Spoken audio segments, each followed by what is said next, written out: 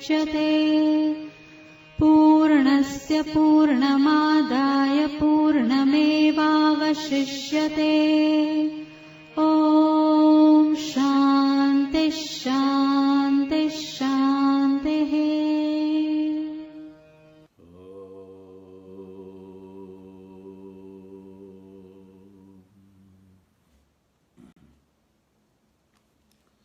भद्रं कर्णेभिः शृणुयाम देवाः। भद्रं पश्येमाक्षभिर्यजत्राः। स्थिरैरङ्गैस्तुष्टुवागुंसस्तनूभिर्यशेम देवहितं यदायुः। स्वस्ति न इन्द्रो वृद्धश्रवाः। स्वस्ति नः पूषा विश्ववेदाः। स्वस्ति नस्तार्क्ष्यो रिष्टनेमिः। स्वस्ति नो बृहस्पतिर्दधातु। ॐ शान्तिः शान्तिः शान्तिः। शङ्करं शङ्कराचार्यं केशवं बादरायणं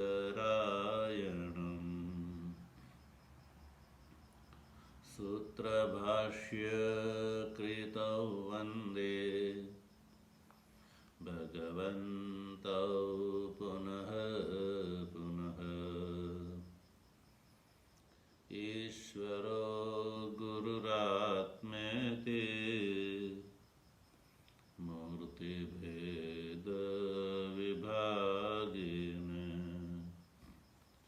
व्योमवद्व्याप्तदेहाय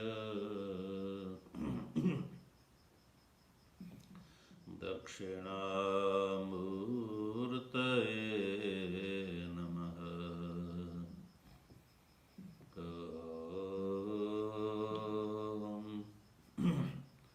शान्तिः शान्तिः शान्तिः।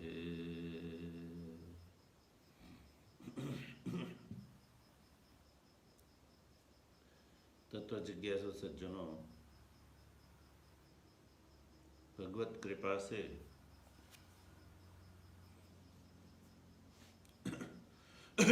प्रेमपुरी आश्रम के संदर्भ में स्वाध्याय श्रृंखला के अंतर्गत अथर्ववेदीय ब्राह्मण भाग की प्रश्नोपनिषद के छठे प्रश्न के प्रथम 4 कंडिका का विचार हम लोग कर चुके हैं। 5वीं कंडिका का विचार करना है, कुछ प्रारंभ कर भी दिया है।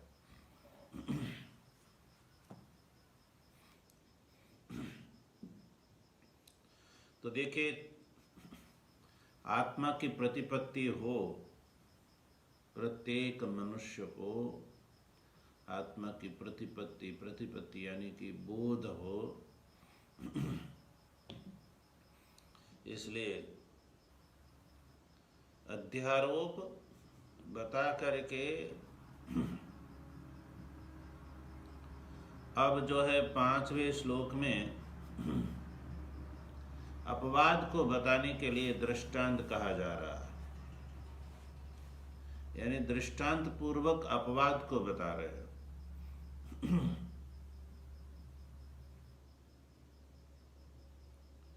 क्योंकि चतुर्थ कंडिका में षोडश कलाओं का प्रभाव आत्म पुरुष से बताया। तृतीय कंडिका में आत्म पुरुष में क्षण भी बताया और फिर उसी आत्म पुरुष से षोडश कलाओं का प्रभाव बताया। चतुर्थ कंडिका में और भाष्य में हम लोग ये भी सुन चुके हैं, विचार कर चुके हैं कि ये जो कलाओं का प्रभाव आत्म पुरुष से पारमार्थिक नहीं है, किंतु प्राणियों के हृदय के अंदर जो अविद्यादि दोष बीज बैठे हुए हैं, उस बीज की अपेक्षा से ये कलाओं की सृष्टि है।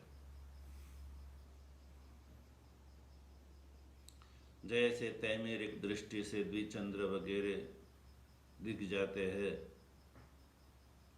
स्वप्न दृक् को सर्व पदार्थ स्वप्न में जैसे दिख जाते हैं, वैसे ही ये आत्म पुरुष से ये कलाओं की उत्पत्ति उसी प्रकार से है। अब जैसे स्वप्न दृक् जो है वो स्वप्न में सर्व पदार्थों का सृजन करता है और फिर उठते ही जैसे सभी पदार्थ का लय कहाँ होता है, यही कहेंगे ना कि उसी में उस स्वप्न दृक् के अंदर ही लय हुआ। ठीक इसी प्रकार से ये प्राणादि कलाओं का जो प्रभाव है वो आत्म पुरुष से होता है। पुनः तस्मिन् एव पुरुषे प्रलीयते नाम रूपादि विभागम हित्वा पुनः तस्मिन् एव पुरुषे प्रलीयन्ते। भाष्यकार ने चतुर्थ कंडिका का भाष्य करके अंत में अपवाद जो है वो दृष्टांत पूर्वक बताना है, इसलिए अंत में लिख दिया कि पुनः तस्मिन् एव पुरुषे नाम रूपादि विभागम हित्वा प्रलीयन्ते। ये जो षोडश कलाएं है वो अपना नाम और अपना अपना जो रूप है उसको छोड़ करके पुनः फिर वही जो आत्म पुरुष है उस आत्म पुरुष में ही जो है लीन हो जाती है कलाएं। अब ये जो अपवाद है कि आत्म पुरुष में उस कलाओं का जो लय बताया, उस लय को दृष्टांत पूर्वक बताना है, इसलिए भाष्यकार ने पंचम कंडिका के प्रारंभ में कथम ये पद को जोड़ा। कथम मन किस प्रकार से, यानी ये जो प्राणादि कलाओं का जो लय पुरुष में बताया नाम रूपादि विभाग को छोड़ करके, वो पुरुष में जो प्राणादि कलाओं का जो लय होता है पुनः, वो लय किस प्रकार से होता है, तो उस लय को बताने के लिए यानी अपवाद को बताने के लिए दृष्टांत बताया जा रहा है पांचवी कंडिका में, जिसका उच्चारण हम लोग कर चुके हैं। स यथा इमा नद्यः स्यन्दमानाः समुद्रायणाः समुद्रं प्राप्य अस्तं गच्छन्ति विद्यते तासां नाम रूपे समुद्र इति एवं प्रोच्यते। यहाँ तक दृष्टांत हो गया। फिर यहाँ से जो है दृष्टांत पूर्वक जो है अपवाद बता, एवमेव अस्य परिदृष्टुः इमाः षोडश कलाः पुरुषायणाः पुरुषं प्राप्य अस्तं गच्छन्ति विद्यते च आसां नाम रूपे पुरुष इति एवं प्रोच्यते स एषो अकलो अमृतो भवति तदेष श्लोकः। यानी सामान्य अर्थ ये है उसका कि ये जैसे दृष्टांत है, स मने जैसे दृष्टांत है, जिस प्रकार से इमाः नद्यः, इमा यानी जो है प्रत्यक्ष दृष्ट जो नदियाँ है, गंगा यमुना वगैरह जो नदियाँ है, वो नदियाँ स्यन्दमानाः यानी जो है बहती हुई, समुद्रायणाः और ये सब नदियाँ समुद्रायणा है। समुद्रायणः का अर्थ है समुद्र में ही जिसका गमन है अंत में जाकर के, समुद्र ही जिसका अयन यानी आश्रय है। आखिर नदियां बह करके जाएगी कहाँ? तो समुद्र में ही। सभी नदियों के लिए गमन समुद्र ही है इसलिए सभी नदियों को समुद्रायणः ये कहेंगे। ये नदी का एक विशेषण हो गया। यानी समुद्रायणः इमः नद्यः, समुद्र में ही गमन अयन है जिसका ऐसी जो नदियां है गंगा यमुना आदि, वो सिंधमाना में बहती हुई समुद्रम प्राप्य अस्तम गच्छन्ति। अब समुद्र में को प्राप्त करके, समुद्र से जो जल नीति लेंगे वो प्राप्य, वहाँ जा करके उसमें एक होकर के अस्तम गच्छन्ति, समुद्र में पहुँच करके वो अस्त हो जाती है। अस्त हो जाती है कि यानी नाश नहीं हो जाता है, किंतु उनका आदर्शन हो जाता है। समुद्र रूप होने के बाद फिर ये गंगा का जल है, यमुना का जल है, जैसे ये बोध नहीं रहता है।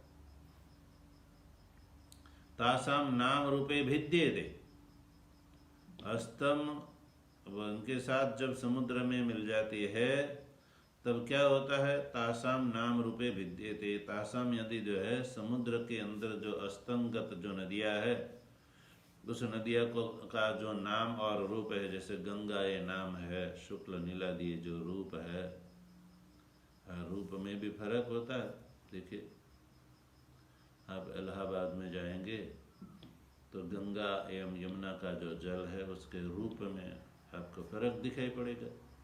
तो ये नाम गंगा यमुना और उनका जो रूप है, गंगा जी का शुक्ल है जैसे यमुना जी का नील रूप है, तो ये जो शुक्ल नीलादि नाम रूप है वो भिद्यते, नाम और रूप का जो है भेदन हो जाता है।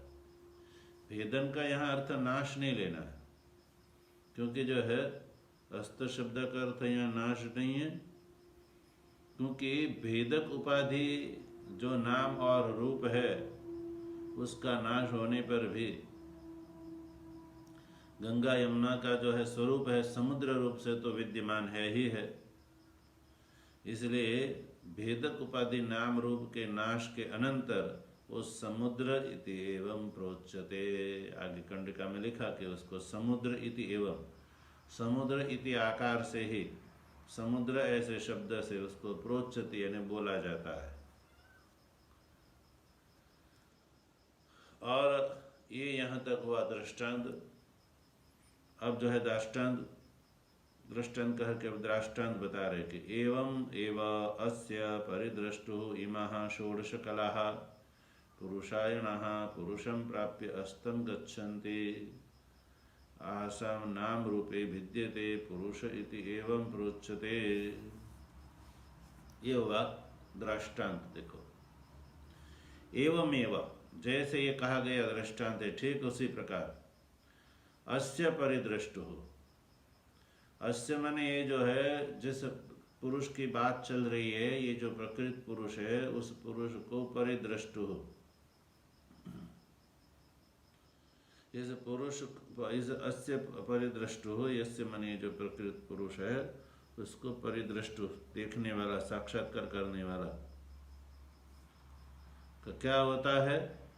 इमाः षोडश कला पुरुषायणः पुरुषं प्राप्य अस्तम गच्छन्ति, जिसको आत्मबोध हो गया है, परिदृष्टु यानी जिसको आत्मबोध हो गया है, ऐसे आत्मज्ञानी जो महापुरुष है उसके लिए क्या होता है कि इमाः षोडश कला, इमाः यानी पूर्व में कही गई जो कलाएं है, षोडश कला प्राणादि से लेकर के नाम पर्यंत जो षोडश संख्या की जो कलाएं है, वो कलाएं आखिर कैसी है? पुरुषायणः है। जैसे वो गंगादि नदियाँ है वो समुद्रायणः बताई थी, ऐसे ये जो नदियाँ स्थानीय जो कलाएं है वो यहाँ पर पुरुषायणः है। पुरुषायणः से अभिप्राय है जैसे वहाँ समुद्रायणः यानी नदियों का अंतिम जाकर के गमन समुद्र ही है, समुद्र में जाकर के मिलती है, वैसे कलाएं है भी वो भी पुरुषायण यानी पुरुष ही उसका अयन है, उसका जो है लय पुरुष में होना है अंत में जाकर के। इसलिए ऐसी जो पुरुषायण षोडश कला है, पुरुषायण ये कलाओं का एक विशेषण हो गया कि पुरुषायण ने पुरुषो अयनम यासाम तहा पुरुषायण। षोडश कला जो 16 कलाएं है वो पुरुषम प्राप्य, जैसे वो नदियाँ है वो समुद्रम प्राप्य, वैसे ये जो कलाएं है वो पुरुषम प्राप्य यानी पुरुष को प्राप्त करके, जैसे वो नदियाँ है वो समुद्र को प्राप्त करके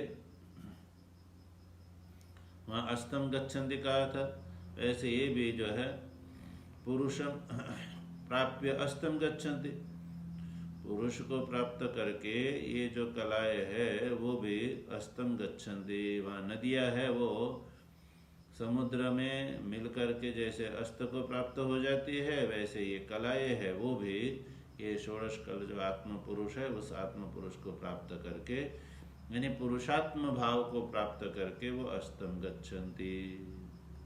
अस्तम गच्छन्ति यानी नाम रूप तिरस्कार के द्वारा वो अदर्शन को प्राप्त हो जाती है, यानी उसके नाम और रूप का परित्याग हो जाता है। नाम और रूप का तिरस्कार होने पर फिर जो है वो दिखती नहीं है। अस्तम गच्छन्ति जैसे वो नदियाँ है गंगा आदि वगैरह, वो समुद्र में एक होकर के फिर ये समुद्र एक गंगा का जल है, ये यमुना का जल है, ये सरयू का है, ये नर्मदा का है, ये आप कह नहीं सकते हैं। जैसे वैसे प्राणादि कलाएं भी पुरुष को प्राप्त करके अस्तम गच्छन्ति, नाम रूप तिरस्कार से वो अदर्शन को प्राप्त हो जाती है। और आसाम नाम रूपे भिद्यते, आसाम यानी जो प्राणादि कला है उस प्राणादि कलाओं का जो नाम और रूप है वो उसका भेदन हो जाता है। नाम और रूप क्या है? प्राणादि उसका नाम है, प्राणादि प्राणाद्याख्या रूप भी जो है प्राणादि आकार रूप से उसका जो रूप है वो भिद्यते यानी उसका नाश हो जाता है।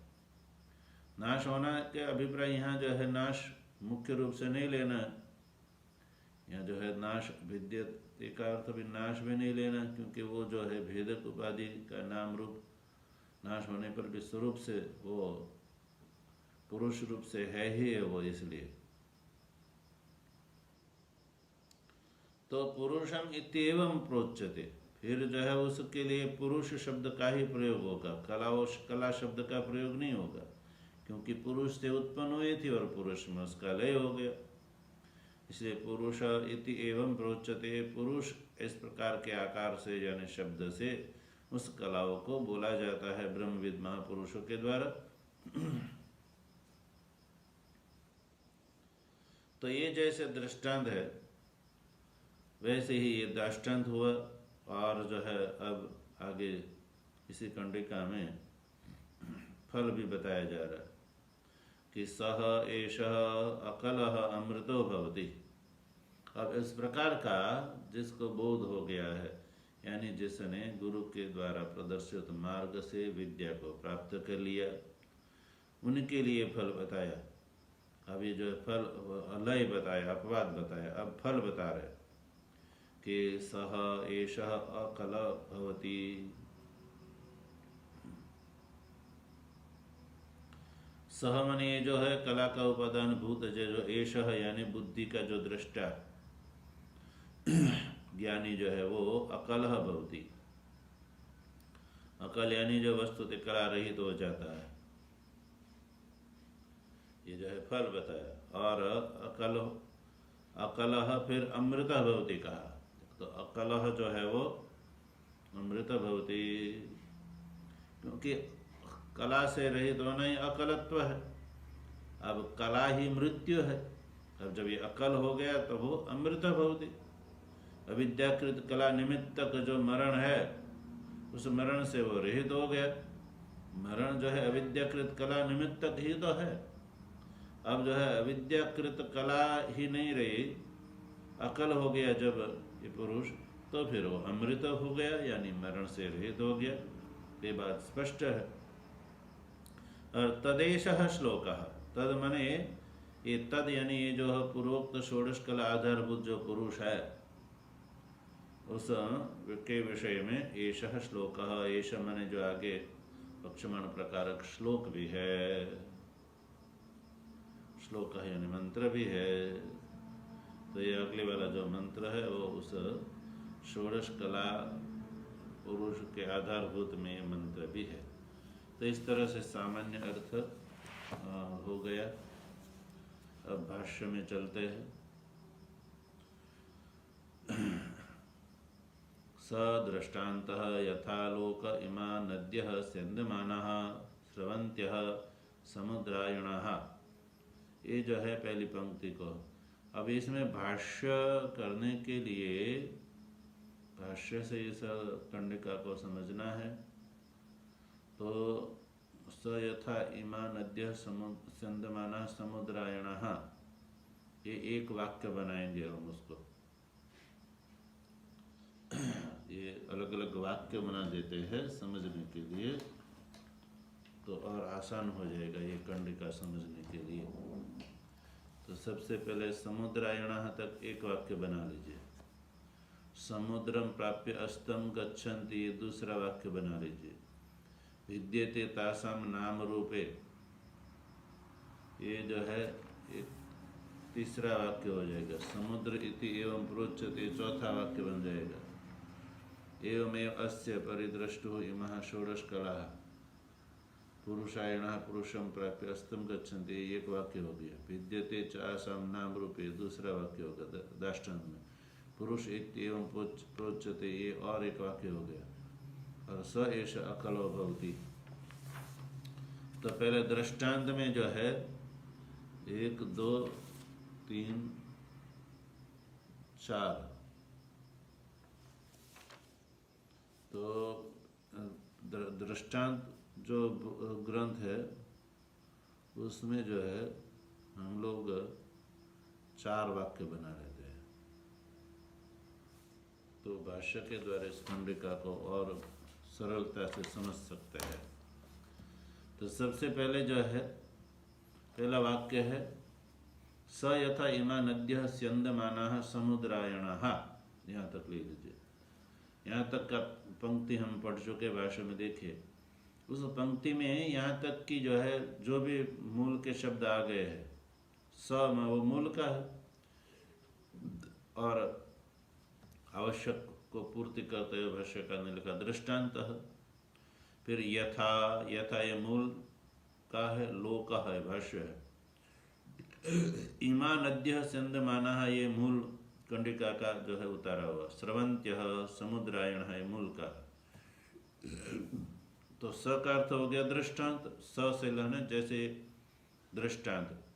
दृष्टांत पद यहाँ पर क्यों इसलिए दिया कि पूर्व चतुर्थ कंडिका के भाष्य के अंत में जो अपवाद बताया था, पुनः तस्मिन्नेव पुरुषे प्रलीयन्ते हित्वा नाम रूपादि विभागम, ये जो कहा था ने, नाम रूपादि विभाग को त्याग करते हुए उस जो पुरुष है उसमें इन कलाओं का लय हो जाता है। अब ये जो अपवाद बताया था उसको समझने के लिए प्रश्न पूर्वक इस कंडिका को उठाया, कथम करके। कथम किस प्रकार से ये पुरुष में लय होता है। तो फिर ये जो है कंडिका, 5वीं कंडिका दृष्टांत रूप से है, इसलिए स शब्द, स पद का यहाँ पर जो है आवश्यक भाष्य हुआ दृष्टांत। यानी ये जो कहा जाने वाला दृष्टांत है, यानी 5वीं कंडिका में जो बताया जाने वाला दृष्टांत है, उस दृष्टांत के ही समान वो जो कलाएं है वो भी अपना नाम रूपादि विभाग को छोड़ करके तस्मिन् एव पुरुषे प्रलीयन्ते, ऐसा वाक्य बैठेगा। इसलिए सपद का भाष्य हुआ दृष्टांत। यथा इमा नद्यः, यथा माने लोके, यथा से आगे आवश्यक पद को पूर्ति होकर यथा लोके माने लोक में जिस प्रकार से, इमा नद्यः, इमा से अभिप्राय है जो प्रत्यक्ष दृष्ट, आप सभी नदियों को आप बहती हुई देख सकते हैं, इसलिए इमा शब्द का प्रयोग है। इमा नद्यः दृष्टांत जो है सर्व प्रसिद्ध होना चाहिए, उभय पक्षी भी होना चाहिए और सर्व प्रसिद्ध होना चाहिए। तो इमा यानी ये जो दृष्टमान जो नद्यः, नदियाँ है, नदियाँ कैसी नदियाँ, स्यन्दमानाः, स्रवंत्य यानी बहती हुई नदियाँ। वो बहती हुई नदियाँ कैसे होती है? तो कि समुद्रायण, सभी नदियाँ जो होती है वो समुद्रायण ही होती है। समुद्रायण का अर्थ है, देखो भाष्य, समुद्रो अयनम गति आत्मभाव यासां ताः समुद्रायण, जो है समुद्रायण, यहाँ तक ले लीजिए पहले पंक्ति। समुद्रायण के बाद जो है पूर्ण विराम नहीं होना चाहिए। तो समुद्रायण का अर्थ है समुद्रो अयनम गति आत्मभाव यासां ता समुद्रायण। ये नदियाँ सब जो है समुद्रायण है, यानी समुद्र अयनम, समुद्र ही जिसका अयन है। यहाँ अयन का अर्थ आश्रय नहीं लेना है किंतु गति लेना है, क्योंकि सभी नदियाँ बहती हुई समुद्र में जाकर के समुद्र रूप हो जाती है। ऐसे अयनम गति ही, अयनम का अर्थ हुआ गति ही। तो गति, और वो गति भी कैसी? जैसे ग्रामादि के समान जैसे भेद से गंतव्य है, तो जो है ग्रामादि के जगह एक व्यक्ति एक गांव से दूसरे गांव को जाता है, तो वो उनका जो गंतव्य है वो भेद पूर्वक है। तो भेद पूर्वक गंतव्य रूप जो भ्रम है, उस भ्रम का वर्णन करते हुए भाष्यकार ने यहाँ पर गति से भी जब अर्थ स्पष्ट नहीं हुआ तब कहा आत्मभाव, जो है अयनम का अर्थ सामान्य अथवा गति, और गति का अभिप्राय हुआ आत्मभाव, यानी समुद्र ही उस समुद्र रूप आत्मभाव को प्राप्त हो जाते। आत्मभाव से अभिप्राय है तादात्म्येन गम्य, नदियाँ जो है वो समुद्र में तादात्म्य रूप से जो है लीन हो जाती है। ताहा समुद्रायण, इसलिए उस नदियों को कहते हैं समुद्रायण। तो अब दर्शनों के जैसे समुद्रायण, ये जो बहती हुई नदियाँ जो है समुद्रायण, समुद्रम प्राप्य अस्तम गच्छन्ति। अगली पंक्ति, दूसरी पंक्ति अब कंडिका की है ना, समुद्रम प्राप्य अस्तम गच्छन्ति। अब इस पंक्ति का भाष्य देखो, समुद्रम प्राप्य उपगम्य अस्तम नाम रूप तिरस्कारम गच्छन्ति। ये एक और पंक्ति हो गई। समुद्रम प्राप्य, प्राप्य का भाष्य हुआ उपगम्य, यानी ये जो समुद्रायणा जितनी सिंध्यमाना नदियाँ है वो समुद्र को प्राप्त करके नहीं, उपगम्य समुद्र में जा करके वो अस्तम गच्छन्ति, अस्त हो जाती है। सारी समुद्र नदियाँ जो है वो समुद्र में जाकर के समुद्र को प्राप्त करके फिर वो अस्तम गच्छन्ति, यानी नाम और रूप का तिरस्कार हो जाता है। उसका नाम रूप तिरस्कारम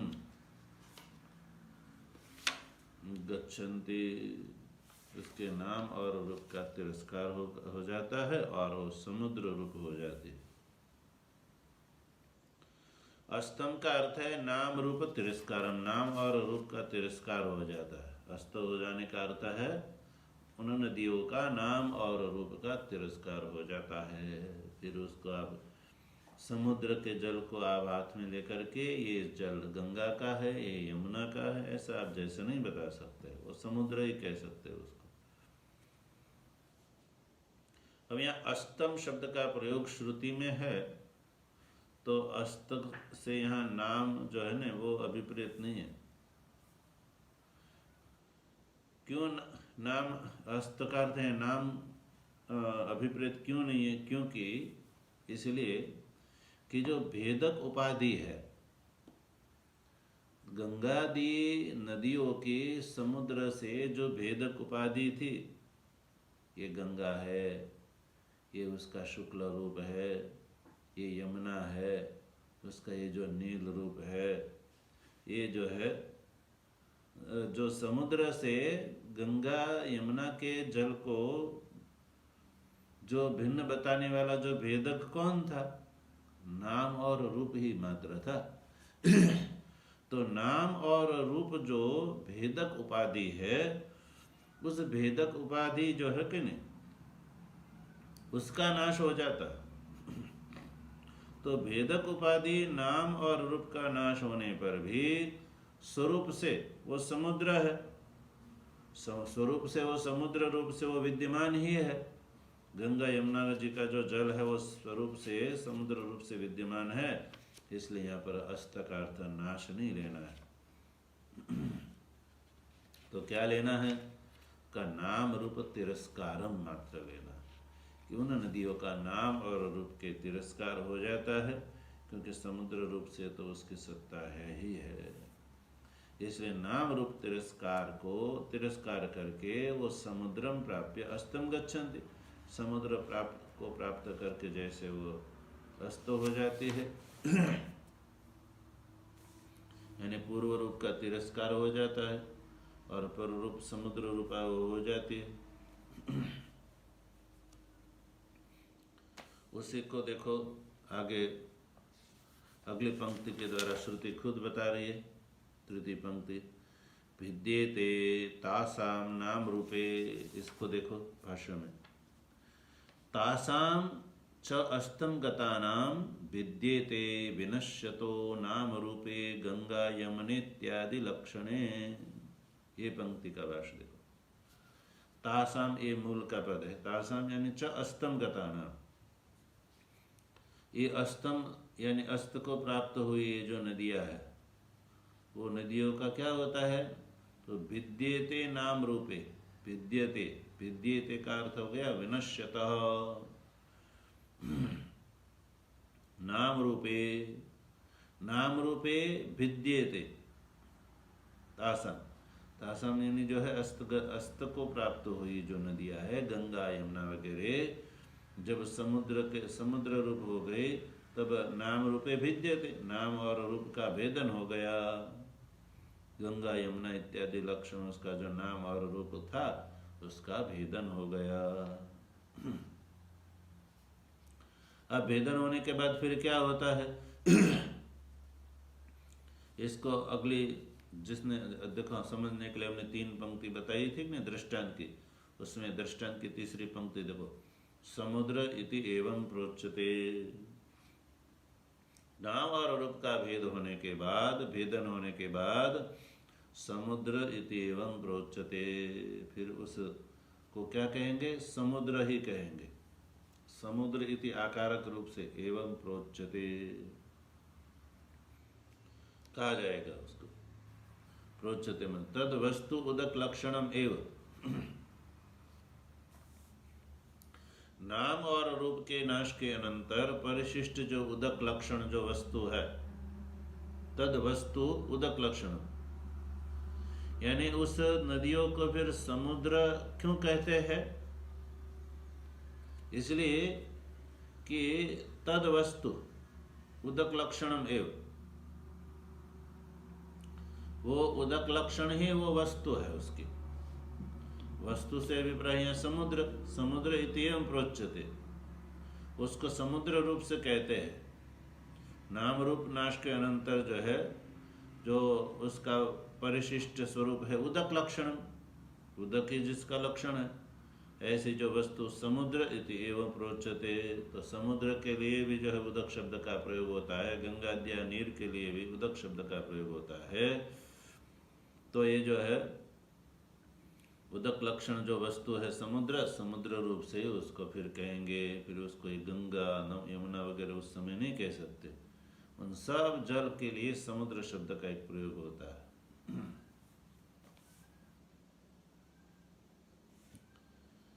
अब ये यहाँ तक जो है सज्जनों दृष्टांत हुआ।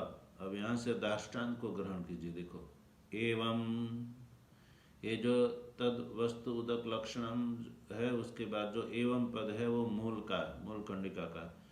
एवं यथा अयम दृष्टांत, एवं मैंने जिस प्रकार से ये दृष्टांत हुआ कि नदियों का दृष्टांत, इसको आप दृष्टांत सामने रखना। तो यथा अयम दृष्टांत, एवं का अर्थ है जिस प्रकार से दृष्टांत है।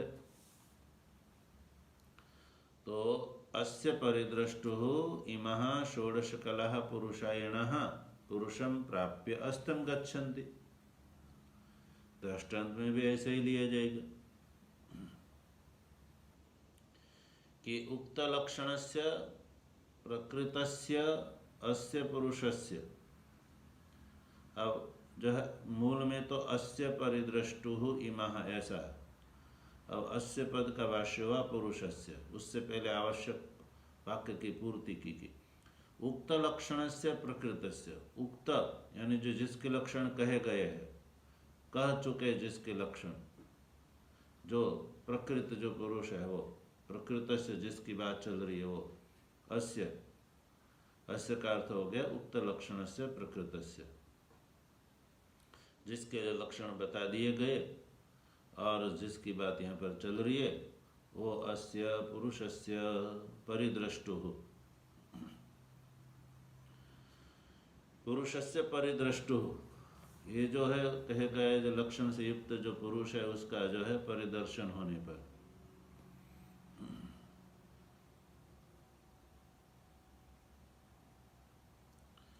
परिदृष्टुः यानी परिसमन्तात् द्रष्टुः दर्शनस्य कर्तुः स्वरूपभूतस्य यथा अर्क स्वात्म प्रकाशस्य कर्ता सर्वतः तद्वद् इमाः षोडश प्राणाद्य उक्ताः कलाः पुरुषायणः नदीनाम् इव समुद्र पुरुष अयनम् आत्मभाव गमनम् यासा कलानां तः पुरुषायणः पुरुषं प्राप्य पुरुषात्म भावम् उपगम्य तथैव अस्तम गच्छन्ति।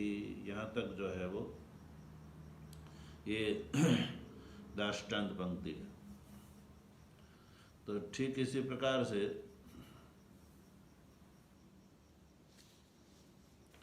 एवं इसी प्रकार से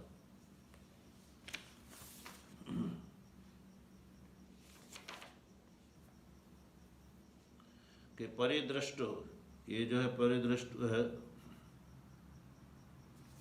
परिदृष्टो से यहाँ लेना है विद्वान महापुरुष,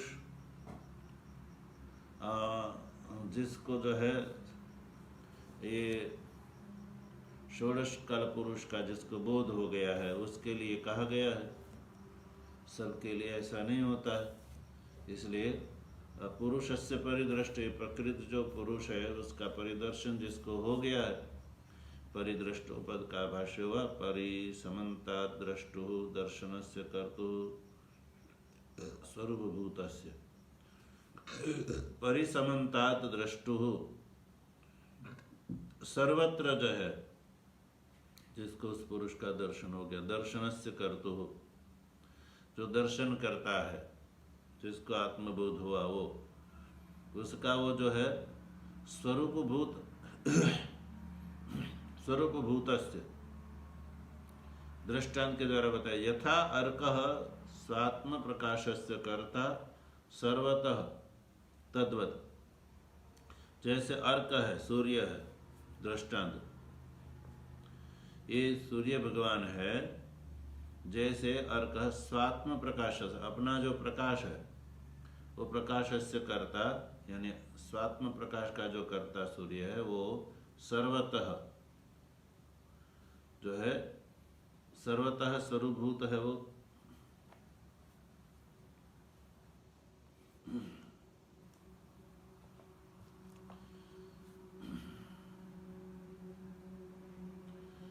तो ऐसे ही तद्वत मैंने ठीक इसी प्रकार से जैसे दृष्टांत है,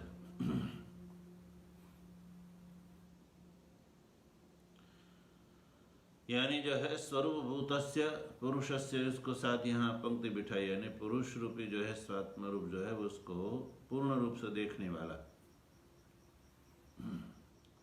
और उसके दृष्टांत बताए यथा अर्क स्वात्म प्रकाशस्य कर्ता, जिस प्रकार से ये जो अर्क यानी सूर्य है वो स्व जो है स्वात्म प्रकाश का करता है, यानी स्वकी प्रकाशन का प्रकाश जो है प्रकाशन का वो सर्वत्र करता वही है, चारों ओर जो प्रकाश फैलाने वाला का जो फैलाने का जो करता है, जैसे वो भगवान सूर्य ही है। तद्वत इस प्रकार से, तद्वत में इस प्रकार से इमाह षोडश कला, परिदृष्ट पुरुष की जो इमाह षोडश कला है, प्राणाद्या कला, प्राणादि जो कलाएं है उस कला उक्ता मैंने कही गई जो कलाएं है वो पुरुषायण, वो कलाएं कैसे है, पुरुषायण है। नदी नाम इव समुद्र, देखो भाष्य में नदीनाम इव समुद्रः, जैसे नदियों के लिए समुद्र है, तो नदियों को जैसे समुद्रायणः कहा, वैसे ये पुरुषायण है। पुरुषायण का भाष्य हुआ पुरुषः अयनम, पुरुष ही जिसका अयन यानी आधार है, गंतव्य है। तो पुरुषः अयनम, पुरुष में भी जो है वो भेद भिन्न रूप से नहीं रहती है, किंतु आत्मभाव गमनम या सा कलानाम, आत्मभाव को प्राप्त हो जाती है, अपने स्वरूप को ही प्राप्त हो जाती है, फिर जो है वह तादात्म्य से गंतव्य है। वो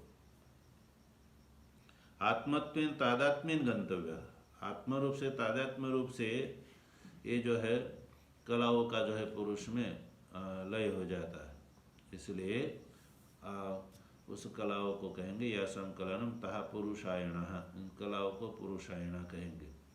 तो ये जो पुरुषायण कलाएं है वो पुरुषम प्राप्य, आगे देखिए पंक्ति में, पुरुषम प्राप्य अस्तम गच्छन्ति, तो पुरुषम प्राप्य का भाष्य हुआ पुरुषात्म भावम उपगम्य, पुरुष षोडश कल पुरुष का जो आत्म भाव है, उस आत्म भाव को ये जो ब्रह्म ज्ञानी है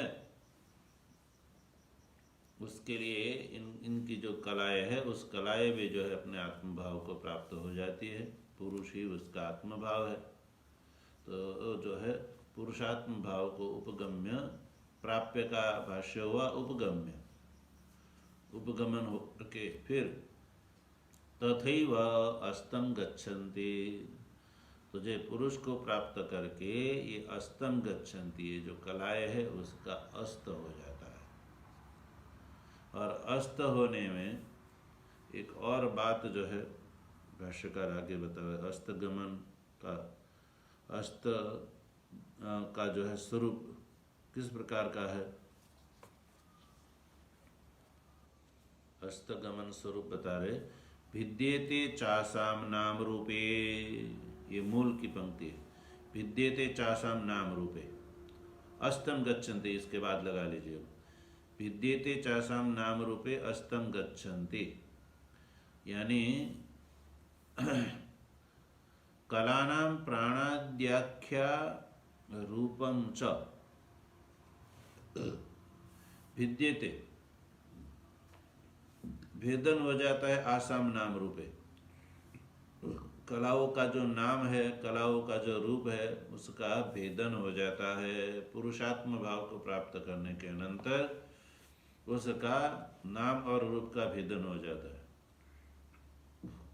कलाओं का जो नाम है प्राणादि, वो प्राणादि ये नाम का भी जो है वो अस्त हो जाता है। रूपम च यथास्वम, और उस कलाओं का जो रूप है यथास्वम, देखो रूप है, यथास्वम का अर्थ है यानी जिस कलाओं का जैसा रूप है, यस्य यत् स्वरूपम प्राणाद्यात्मकम, जिस कलाओं का जैसा रूप है, जैसे प्राण है, श्रद्धा है, उन कलाओं का जैसा जैसा रूप है, वो रूप का जो है वो भेदन हो जाता है। और भेदन होने के बाद जो है अब आगे पंक्ति आती है मूल में, पुरुष इति एवं प्रोच्यते, फिर जो है उस कलाओं के लिए क्या शब्द प्रयोग किया जाएगा, पुरुष इति एवं प्रोच्यते, उस कलाओं के लिए फिर कोई उनके एक एक नाम नहीं लिया जाएगा, किंतु उसको पुरुष से ही कहेंगे। लेकिन कब, तो भाष्यकार जो है आवश्यक वाक्य की पूर्ति कहते हैं, पुरुष इत्येवं प्रोच्यते, उसका अर्थ बता रहे, भेदे च नाम रूपयोर यद अनष्टम तत्वम पुरुष इत्येवं प्रोच्यते। अब जब नाम और रूप का भेदन हो जाता है तो नाम रूपयो हो भेदे च, नाम रूप का भेद होने पर यद अनष्टम तत्व, नाम रूप का ही भेद हुआ है, और अनष्ट तत्व जो है उसके लिए फिर पुरुष इत्येवं प्रोच्यते। जैसे वहाँ गंगा यमुना इत्यादि जो है नाम और रूप का ही भेदन हुआ, किंतु जल रूप से तो विद्यमान है ही है, जल कहीं गया नहीं है। तो उस जल के लिए जैसे समुद्र एक इस प्रकार के शब्द का प्रयोग जैसे होता है, वैसे यहाँ पर भी ये जो है प्राणादि कलाएं जो है उसका नाम और रूप का जब भेदन हो जाता है, तो फिर नाम रूपादि का भेदन होने पर उस कलाओं के लिए भी पुरुष इत्येवं प्रोच्यते, फिर उसको ये कला नहीं कहेंगे, किंतु उस कला के लिए जैसे वो नदी के जल के लिए समुद्र शब्द का प्रयोग होता है, वैसे फिर इस कलाओं के लिए फिर पुरुष इत्येवं प्रोच्यते, क्योंकि वो पुरुष से उत्पन्न हुई थी और पुरुष में वो लीन हो गई है। किसके द्वारा उसको पुरुष कहा जाएगा? सभी मनुष्यों के द्वारा? तो क्या नहीं, ब्रह्मविद भी ही, जो इस बात को समझते हैं ऐसे ब्रह्म ज्ञानी के द्वारा उसको पुरुष इत्येवं प्रोच्यते, उसको पुरुष है ऐसा ही कहा जाता है।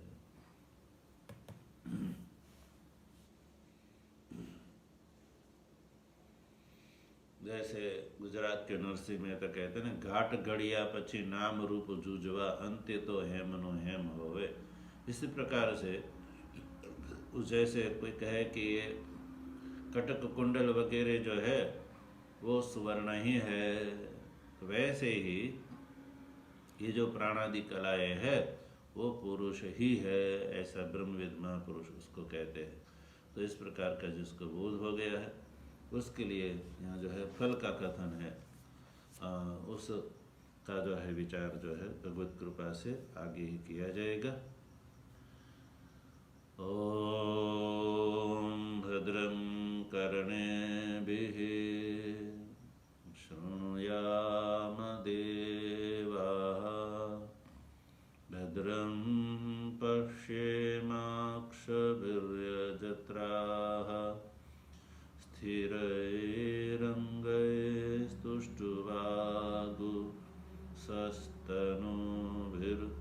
स्थिरैरङ्गैस्तुष्टुवागुंसस्तनूभिर्व्यसेम देवहितं यदायुः। स्वस्ति न इन्द्रो वृद्धश्रवाः, स्वस्ति नः पूषा विश्ववेदाः, स्वस्ति नस्तार्क्ष्यो अरिष्टनेमिः, स्वस्ति नो बृहस्पतिर्दधातु। ॐ शान्तिः शान्तिः शान्तिः। शङ्करं शङ्कराचार्यं केशवं बादरायणं सूत्रभाष्यकृतौ वन्दे भगवन्तौ पुनः पुनः। ईश्वरो गुरुरात्मेति मूर्तिभेद विभागिने, व्योमवद्व्याप्तदेहाय दक्षिणामूर्तये नमः। ॐ शान्तिः शान्तिः।